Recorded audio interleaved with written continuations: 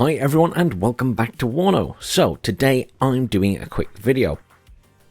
I decided to delete all my decks while having a headache yesterday and then tried to rebuild some of them, and that just made my headache worse, but never mind. So my plan is really simple. I've rebuilt my 8th Infantry deck and all I want to do is go through it. I'm not going to build it as we have in the past. I just want to blast through it because I expect it's going to change in a couple of weeks once we get some balance patches and things like that. But I just wanted to crack on with getting a quick video out on a couple of decks perhaps, just so we can see how I would change my building style now. Because one of the big changes is veterancy actually makes a difference more to suppression than anything else, and it's not really listed anywhere how much of a difference it makes. So it's completely changed how I think about infantry. And probably tanks as well, but tanks I generally brought ranked up anyway. But infantry, I quite often just flooded them in at the lowest rank I could. That has changed. So the logistics tab is pretty similar. I'm not really changing anything here.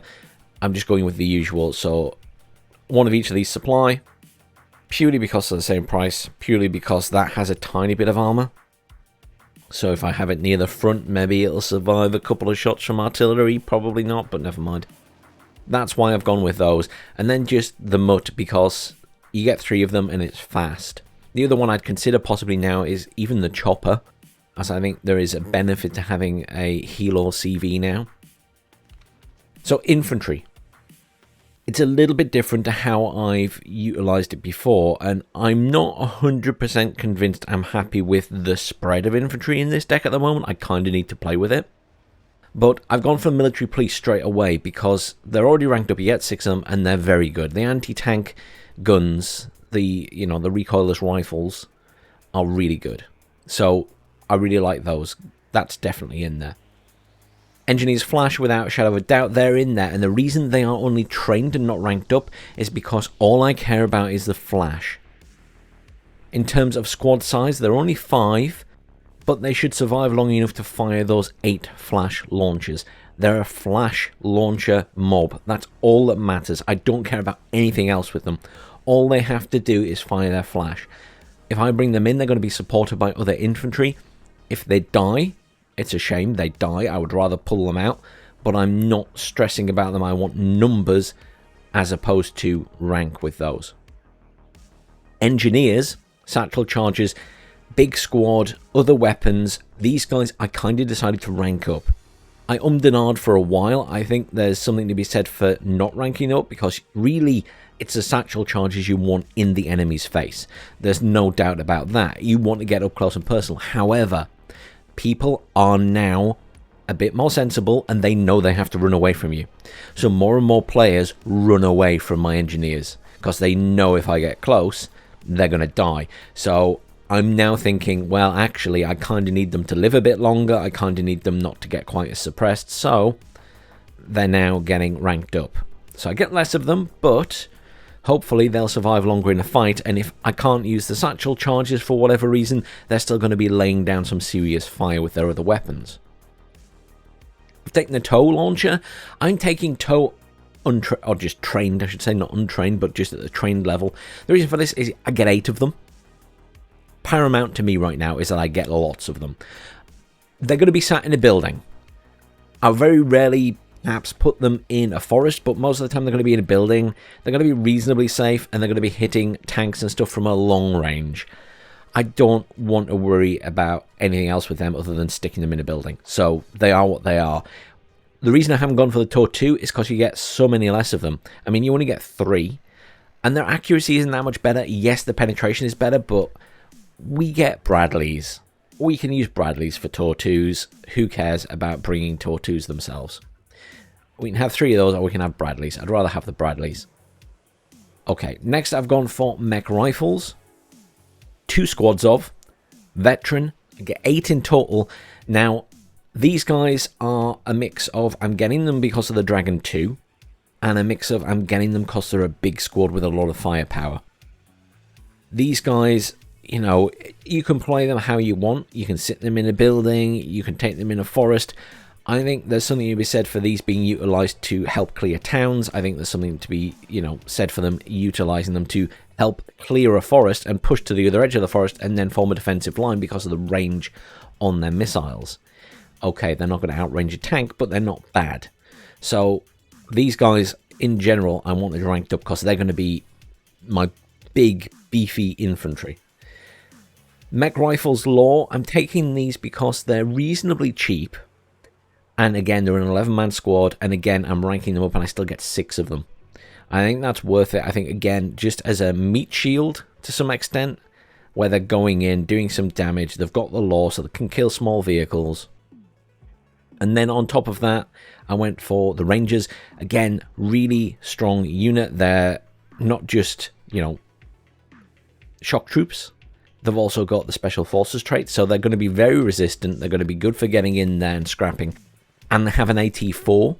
Now, there is the option on the Fire Team AT4, but it's the same size squad. Yes, it's a bit cheaper, but it doesn't have any bonuses other than IFV infantry. So unless you bring it with an IFV, then it's not going to do anything. And unfortunately, none of their transports are IFV, so what's the point? So Rangers was the better choice there. Simple as that. Yes, they cost 15 points more, but they're going to be well worth it.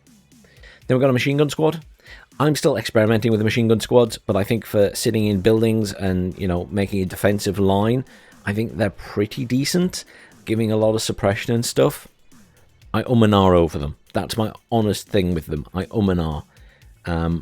But it is what it is. I think we need to keep testing them and seeing how they perform. And then the final thing I've gone for is the Mech Rifles Law again. Just another set of those, so I've got 12 in total. I just want meat shield infantry, good infantry that can go in. We've got our close range stuff here, the Flash and the Engineers. Everything else is sort of what can back those guys up and act to help pushing. Now, there was a time when I would really take the Heimatsuchen, and I think they were a really good squad before they've added all these traits. But now that everything's changed, they're untrained, and they've got this reservist trait, so they're unsteady, so they're just going to flee straight away. And there's they have the military police, and you've got the military police there, but is there something to be said for you could potentially bring both of those? Yes, but I'm not sure the military police trait is clearing this properly at the moment. I'm not sure if it's still bugged, so I'd avoid that for now. Artillery, really simple. The M109A2s, my preference, and I can have 4 of them. Some people like the M110, obviously a lot more firepower, does a lot more damage, but you can only have 2 of them max. And I just went for some mortars that can move around a bit. Again, personal preference, it's just for flexibility, so I can move them out of the potential for counter fire from the enemy. Tanks, I think you can play around with the tanks in this deck to cater to your tastes more. So I just went heavy tanks. I just went for 3 stacks of veteran M1A1 Abrams. You could go for the standard M1 Abrams. I think that's perfectly reasonable. They're a lot cheaper. But I just thought, you know what, I'd rather go with them. I want the biggest, baddest command tank I can take, just in case I need to hold something at the front. And then I thought, after that, something cheap and cheerful. And it was either the Cannon Jagdpanzer or the M60, and I decided on the M60 in the end because I'm not convinced the Cannon Jagdpanzer is going to be effective now compared to what it was in the past. Whereas I feel like, a veteran M60 is still going to be pretty reasonable. Guns a bit better armor, you get the idea. Personal preference, I think you can jiggle this around and take other stuff if you want. Recon, as I said, I'm taking the Bradleys. I still get 6 of them trained. I don't care about ranking them up because these guys are going to be at range. They're Recon Bradleys. They're designed to be at range. The only thing they're going to be doing is popping off tow missiles at tanks or other vehicles potentially. Maybe they'll shoot their Bushmaster at a helicopter, right? But the main point is the tow 2. Otherwise, they shouldn't really be engaging, and they certainly shouldn't be getting close enough to the enemy that a tank can pop them in one.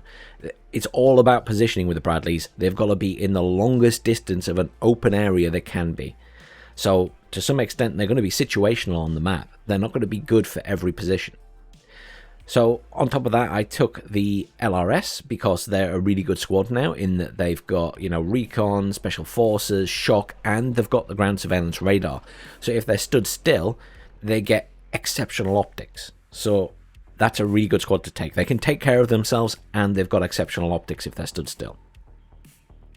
And then the AA and Helos, really good squad that have been in the game.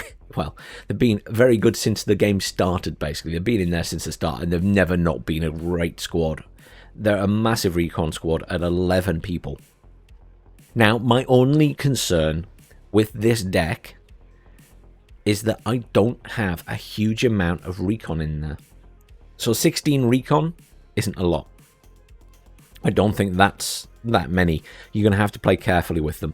You could opt to take these guys in the recon vehicle, but it's only got good optics, and I don't think that's a bad idea, but it's not a great idea either.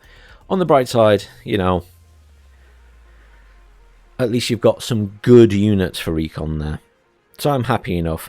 There's always the option of taking something like the M150. I think they're really good as well, again with the tow launcher, if you're going to rely on the tows.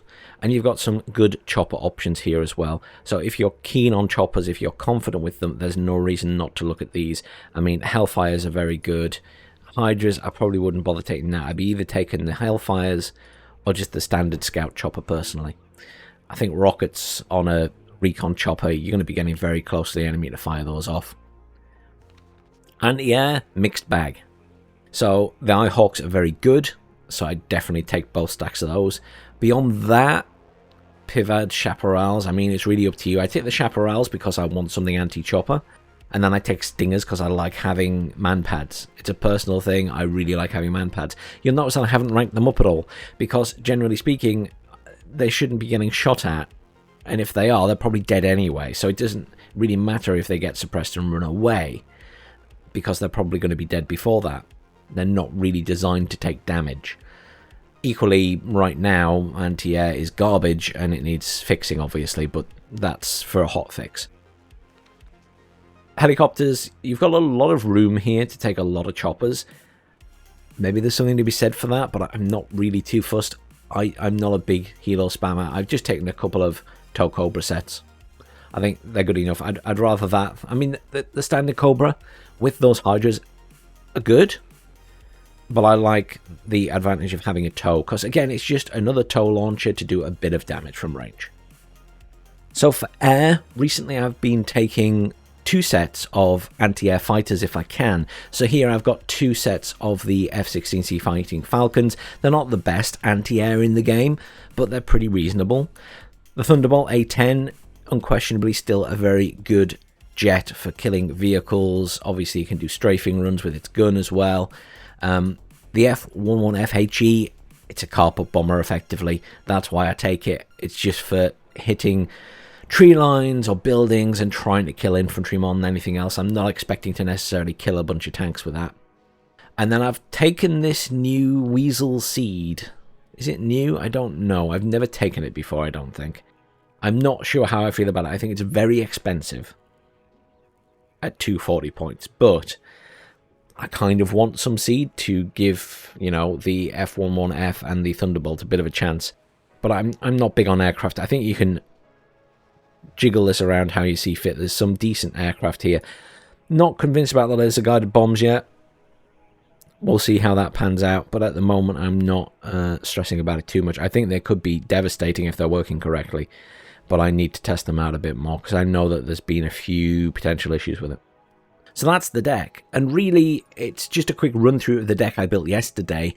The reason I didn't want to do a full building video is because I think it's going to change pretty quickly. I think there's still a lot of changes that are coming to the game that are going to adjust some of this anyway, but I really wanted to draw people's attention to the whole suppression thing and the fact that now you want to be thinking about infantry on the front lines being ranked up to deal with some of that suppression, and tanks and things like that as well. I mean, I think people like Lathams would even say, you know, for 1v1s and situations like that, you're starting to think about taking stuff at elite and not just veteran. So something to bear in mind. Thanks for watching, everyone. Please do like, share, subscribe, and I'll see you all soon for some more WARNO.